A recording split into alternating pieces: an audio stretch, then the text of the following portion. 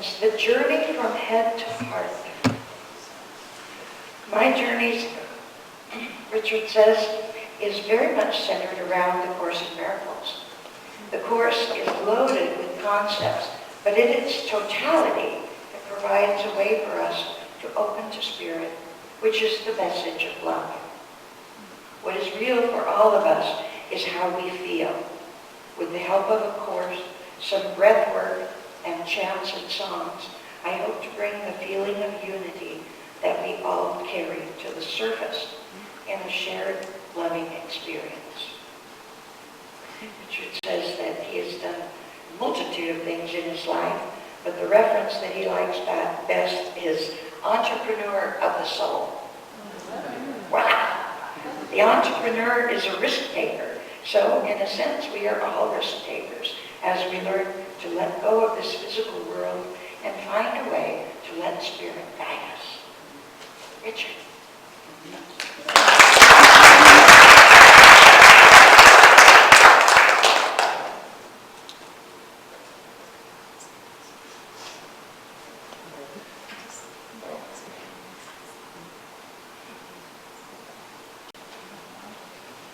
Good morning. Good morning. And thank you. This is just an honor. I feel like I've sort of gotten a day pass to come and play. And the introduction sounded really good. I was wondering, like, wow, I'm not sure I can add much more. The title for the talk is, it's really represented here and here. And there is a journey. My journey has certainly been from head to heart. And I think we tend to sometimes think of it as either or, but certainly what just got spoken earlier, that there is this flow of energy. And I hope today that we can do some things together that take our words, take our feelings, and create a flow of energy. And this, I'm going to share what's really been my spiritual path, which has been a lot like this. I mean, this is kind of my alter ego. I have a little waterfall in one of the gardens that I've built on my property, and this little guy sits out there with me, and you really can't tell the difference except that I usually have clothes on.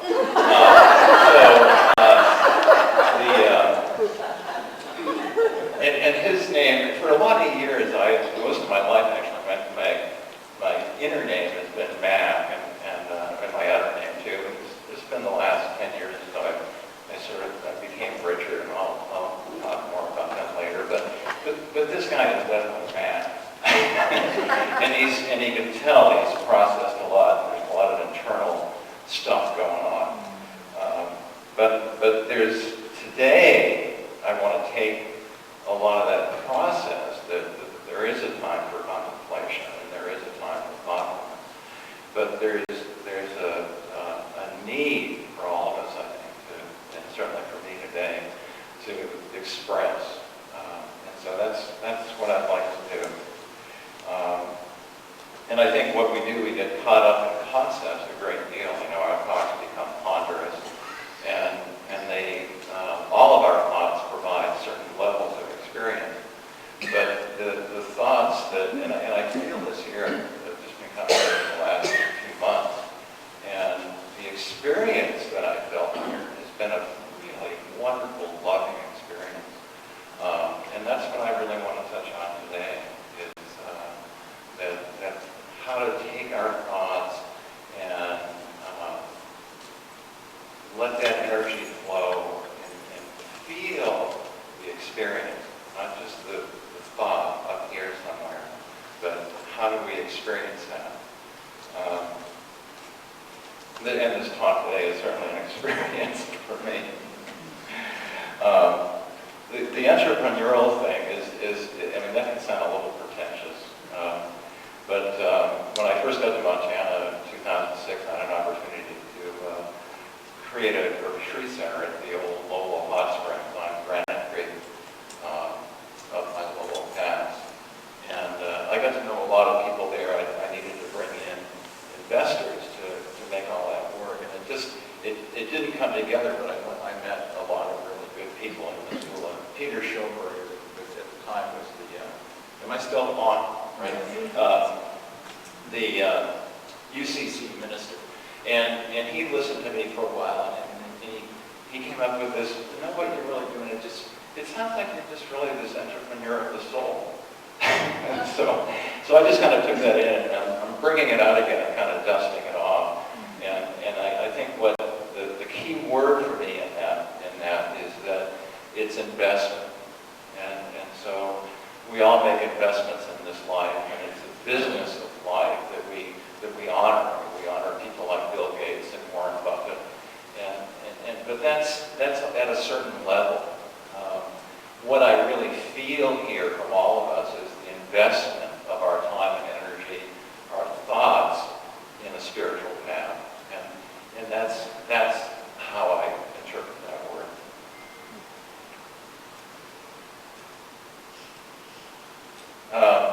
In the introduction, it was nicely stated by me that our experiences, is what we feel. There's all these other thoughts that go around, and what we feel here it becomes our life, and that becomes real. And so, taking that to different levels, where we can certainly be captivated by this world, and the entrapment of the world, I guess, becomes very real to us, and we put tons of energy into that. Underneath all that, what's real is something we have to work with, and I hope we can do some things today that outline that and maybe give some impetus and energy to your own spiritual paths. The Course in Miracles is really the center of my spiritual path. I've studied it and worked with it, and done different groups of people and different workshops with it since about the mid-'80s. And it's like I'm a slow learner. But it just gets more meaningful all the time. I mean, you can take a book of this heft, and every part of it connects, and it works, but it takes a great deal of attention. Otherwise, it just becomes this ponderous book that it's like, what am I going to do with this? But I've found over time that I can take one thought, and it's like dropping a thought in a still pool, and it just moves. And pretty soon it encompasses the whole course. It encompasses your whole life. And that's what it's done for me. So a key thought here from the Course is, I am not a body. I am free. I am still as God created me. And that's a thoughtful, that's a lot to take in. We're in this world, and when things happen, the intensity of life, if I say I'm not a body, then, well, okay, have a nice day. But so it's hard to grab. It becomes abstract. The only word in that thought stream is I am still, and that can be still as God created me. But more importantly for me, that I'm still internally enough for another voice to come in. And that begins to change how plugged I am into this reality. And so being still is really what we work on all the time. And I feel that here. I think people here have, it's just a wonderful community in different ways working on that stillness. And so we're going to do a little bit more of that today. And I've got a game to play. And the little backstory on the game. And my brother he's a really wonderful man, very successful business in San Diego, North County.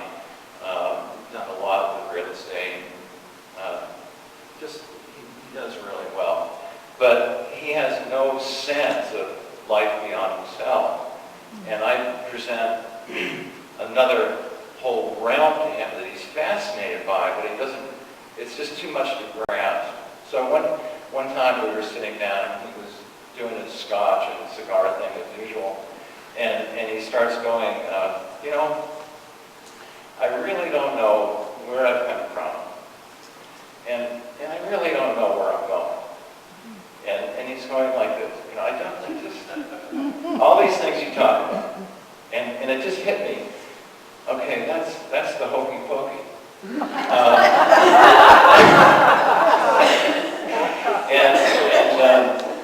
And none of us really get it, you know, until we get to the end of the hokey pokey and put our whole self in. And we shake ourselves about. And we turn ourselves about. And that's the hokey pokey, you know. So, and I think all of us, I was going to do this. That's my entrance to the hokey pokey, is it really a secret thing. So, anyway, I think what we've done is, you know, children, it's a great game to play the hokey pokey. And we put little parts of our body in and shake them and turn ourselves around. But I think as adults, all of us are really doing various forms of hokey pokey. You know, we put in our money, I was thinking of this on the way down, some of it's hanky-panky. That's another whole story. But we do put parts of ourselves in, and then we try to shake it all around and get perspective, and we turn ourselves about, or the experience turns us about, and it's very hard to put our whole self in. And what does that really mean, to put our whole self in? And it goes back to that statement about I am not a body, I am free, but then that becomes abstract. You know, I don't, it's a lifetime's work of being able to put our whole self in. And so that's the work. And I think when we still our minds, that becomes the opening to beginning to understand what it is to put all of ourselves. And then that changes with every situation we're in. The wholeness of ourselves is being drawn out by every situation that we're in. So that's one little game. We could do hokey pokey. I gotta get a drink of water.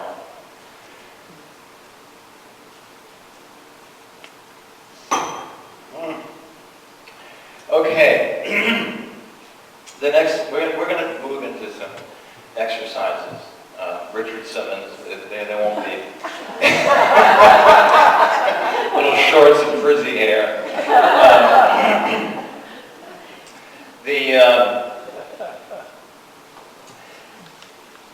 I'd like to do some breath work and then move that into some chants. And the breath work that I've done a lot of breath work, and I looked at Stanislaus Grof and Leonard Orr, and their work from the 60s was really fabulous. Stanislaus Grof especially worked with the introduction of LSD and so forth, and just lots of mind-altering stuff. And then, for whatever reasons, he got into breath work, a lot of, the legality of working with drugs. He started working with breath and found over time that it was just as transportive as any drug experience. And so this is too short of a time span to really do much with it. But breath work is a phenomenal entry into spirit and releasing what we hold. We all carry so much weight of this world, and to really work with our breath, it becomes a fabulous release, and it's something most of us have most of the time. Anyway, what I'd like to do for just just to clear our minds, we'll do a 20 breath release, and then we'll move into another couple of things. But the first one is, let's just do, we'll do a yawn and a sigh, and those are really good ones together. But if you just kind of put your arms up and reach up as far as you can, and kind of open your mouths and kind of,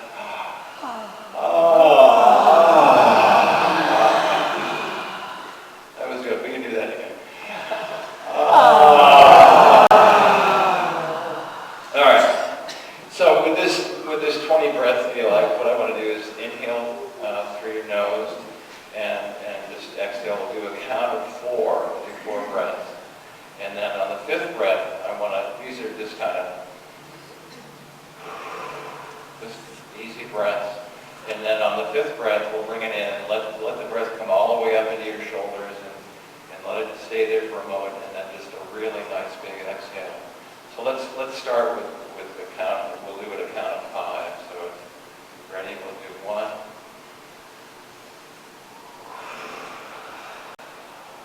2,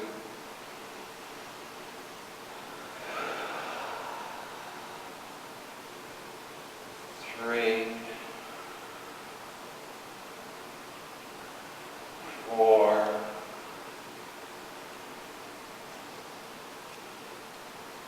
5. On a big breath. Okay, we'll do that a few more times. So we got 1,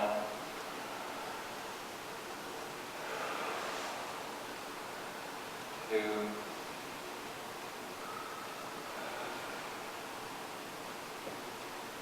3, 4,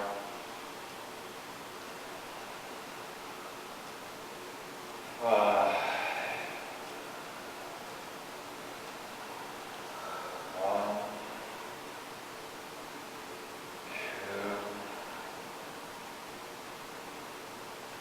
3, 4,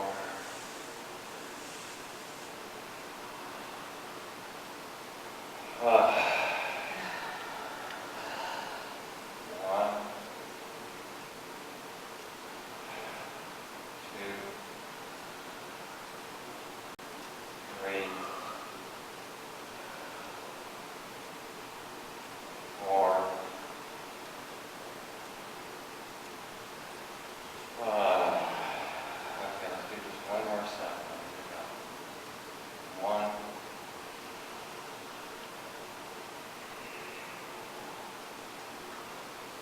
2, 3, 4. Big breath. 5.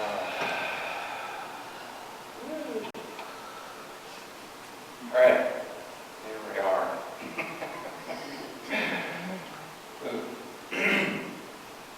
How does that feel? I do that a lot. It's just kind of to get to a meditative state. Sometimes it's hard to still our minds. We've got pieces to do. But breath is a really good entry to that, just to be calm and do something like that. And there's dozens, hundreds of different breath exercises.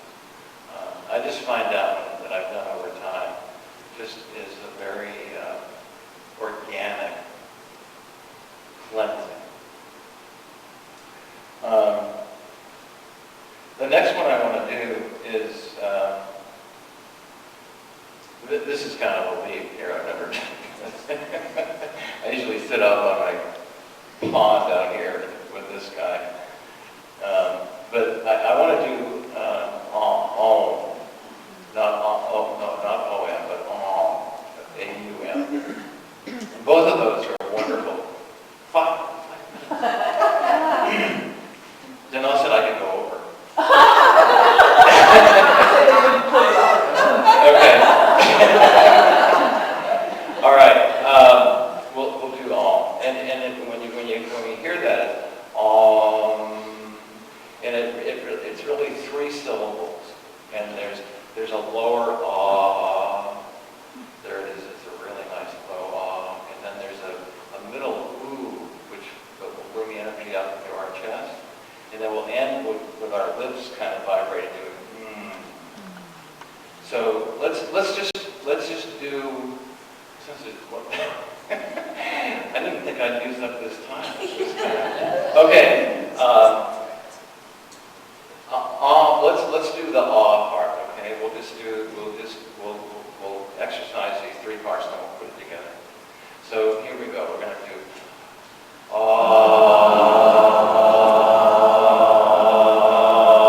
low down,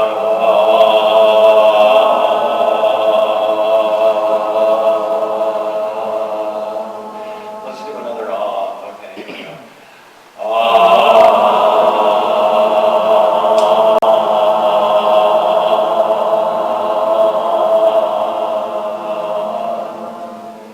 Okay, and then we're going to do ooh right here. You can feel the energy come up to your chest. We'll do a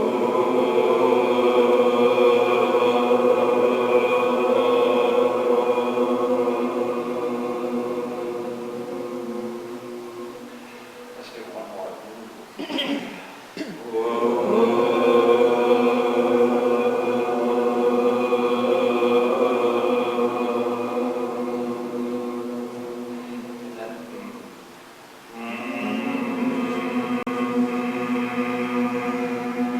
Let that vibrate your whole head. Let your lips vibrate. Good.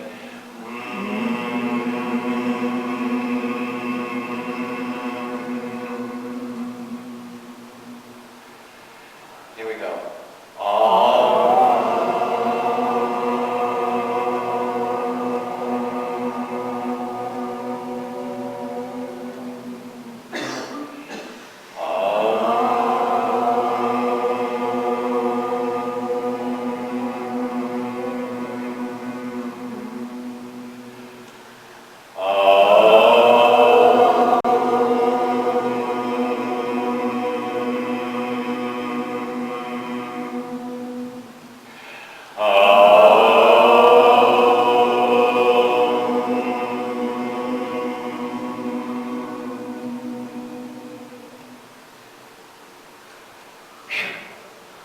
Thank you.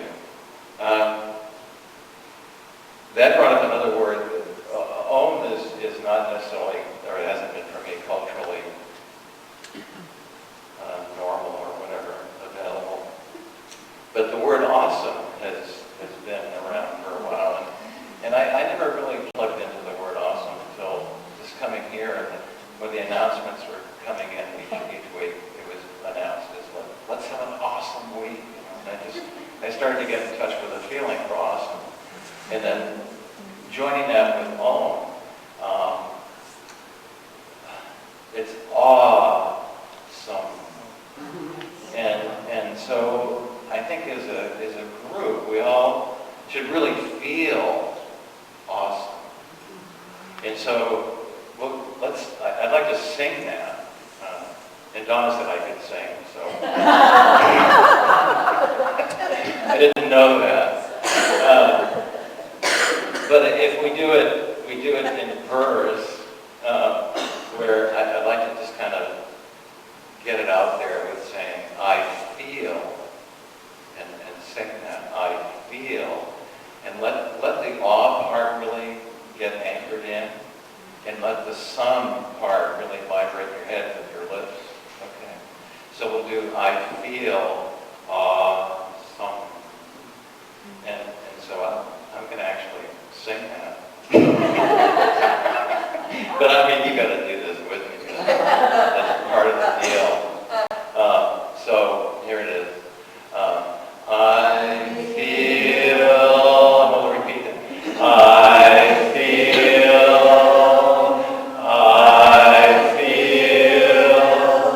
awesome.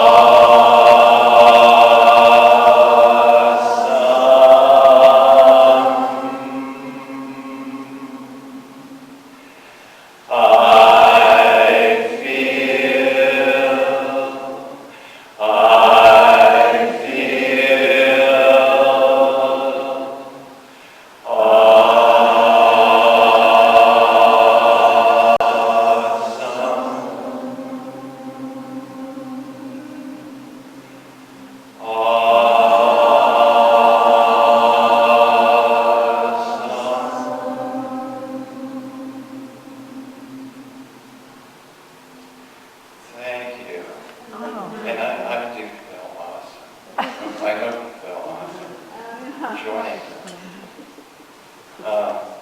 I got more stuff.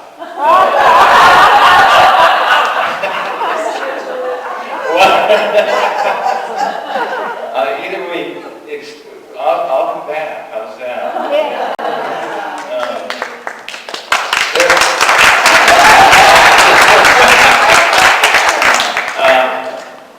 It's really over, huh?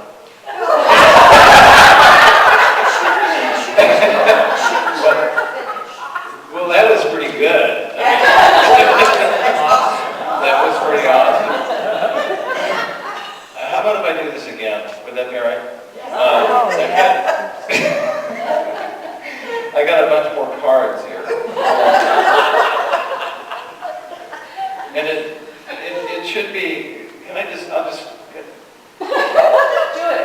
do it. All right, well, it comes back to being still, and there's a large message in the chorus that I feel like is really so valuable, and that we spend a great deal of time with correction, and that we try to fit into this world, and so our minds really work with trying to take all of the ambiguity and diversity and all these pieces that we deal with, and we coming from an ego space, we instantly try to correct it. And so how do we get large enough to be in a place where we have a still mind and there's another voice coming through?